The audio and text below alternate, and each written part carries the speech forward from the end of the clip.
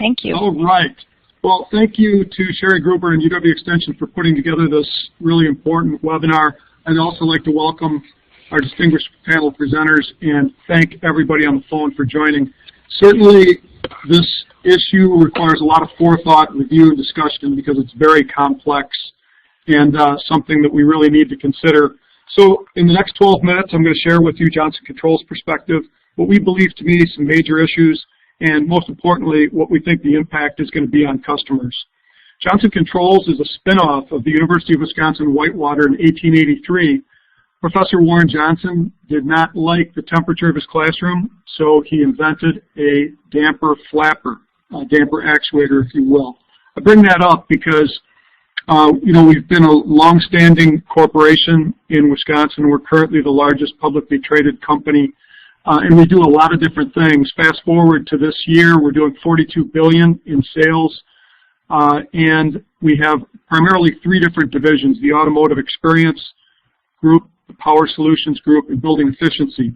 So we are a manufacturer of automotive interiors for more than 30 million cars.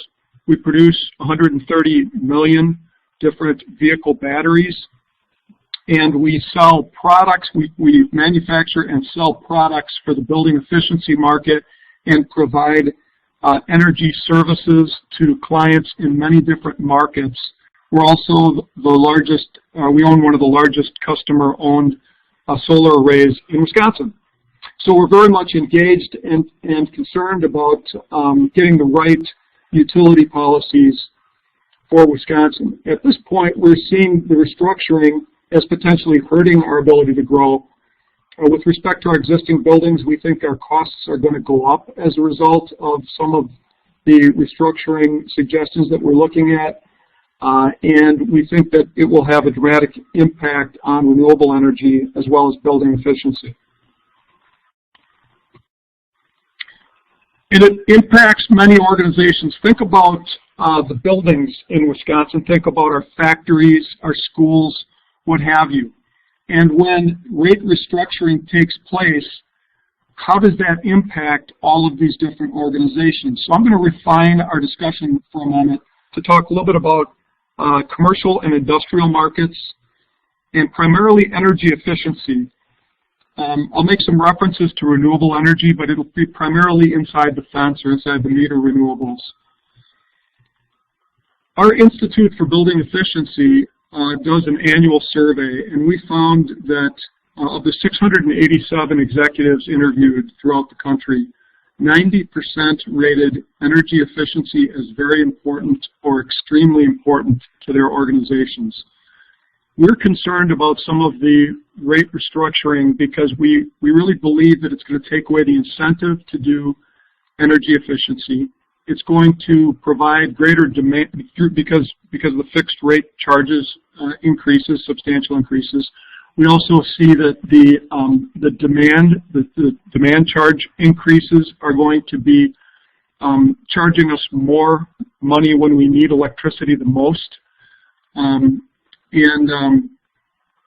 if you think about how this impacts organizations, it impacts them directly from day one. So almost all organizations are either planning and designing for their facilities and for their buildings, or perhaps they're in construction of new buildings, but the lion's share of the buildings in Wisconsin are just operating and maintaining.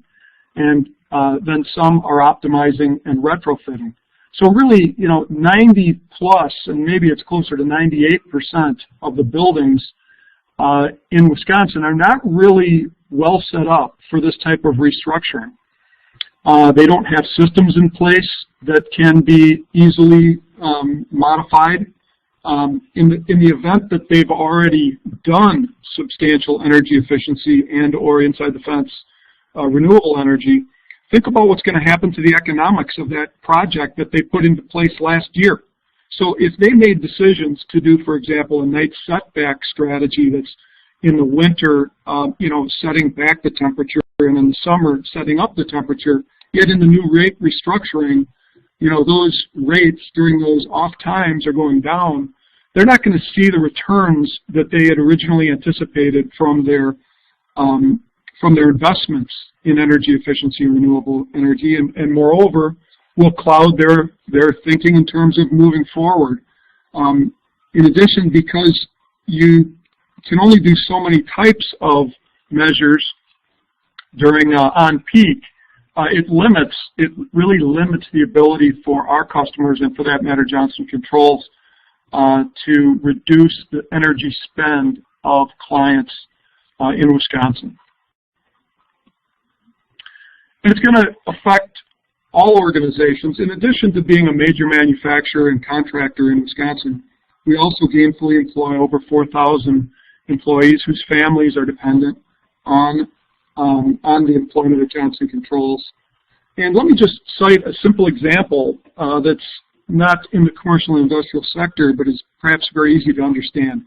So I received I'm a longtime Wisconsinite and Madisonian for that matter, and I received my energy bill in the mail last week for my home.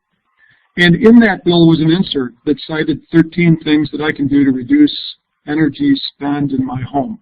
Well, of the 13, 7 of them are completely impractical. I would never be able to do those. And of the other 6, it would cost me $25,200 in order to implement those things in my home. Now, someday I might be able to do that, but today is not today. So if you think about that in the context of somebody's home, think about it in the context of a business.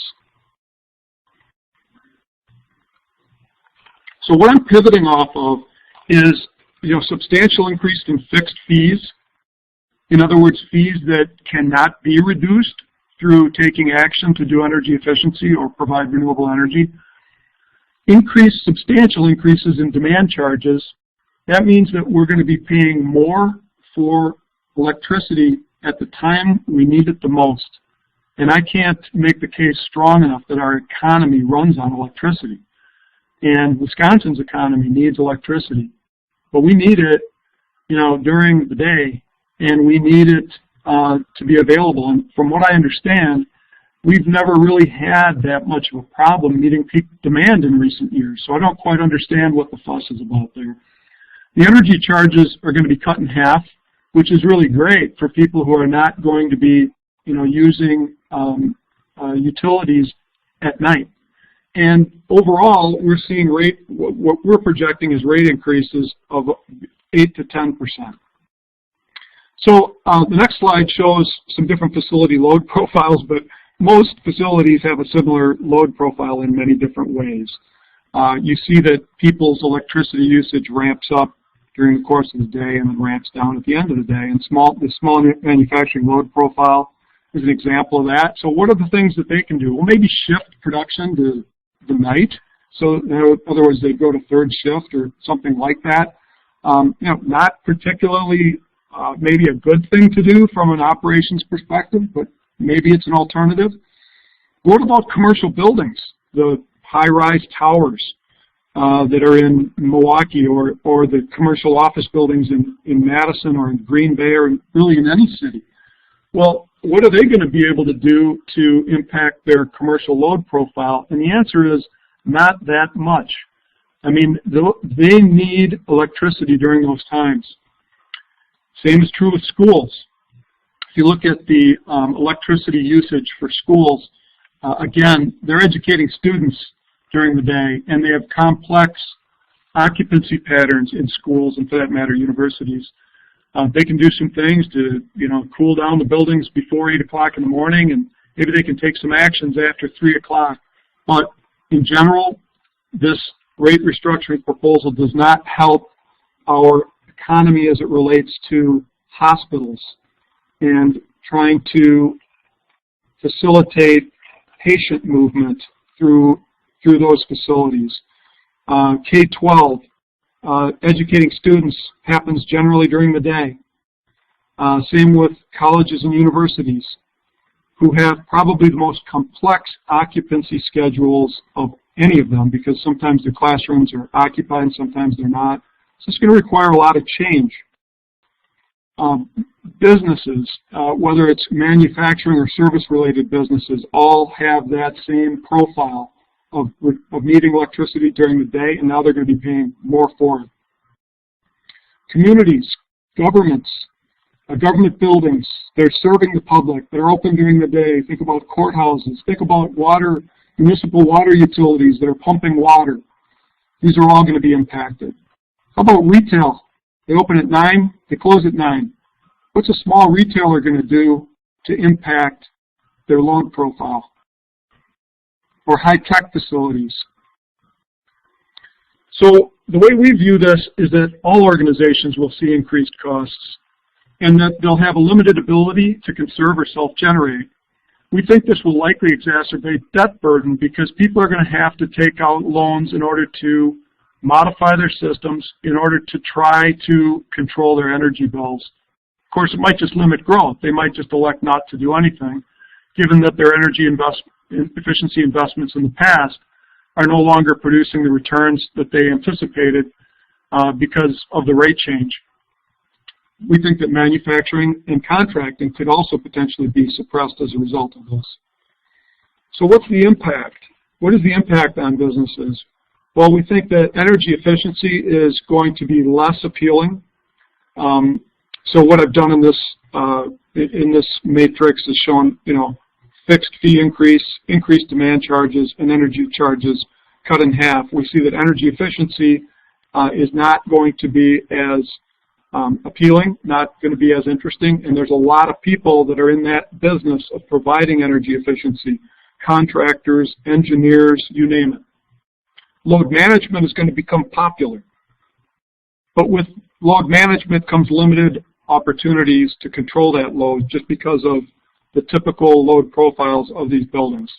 Thermal energy storage might become popular once again. What about renewable energy? We don't think that renewable energy is going to be a viable alternative with these new rate structures. And we believe that our customers' utility budgets are just going to be continuously going up. So who really wins here? We see that the utilities are going to be able to optimize their rate structure.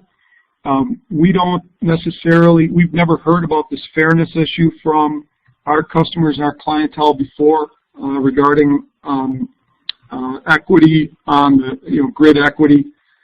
And we think correcting the accounting problems of the past with this fixed versus variable discussion is, it's important, but, does the impact of this really bear out the actions?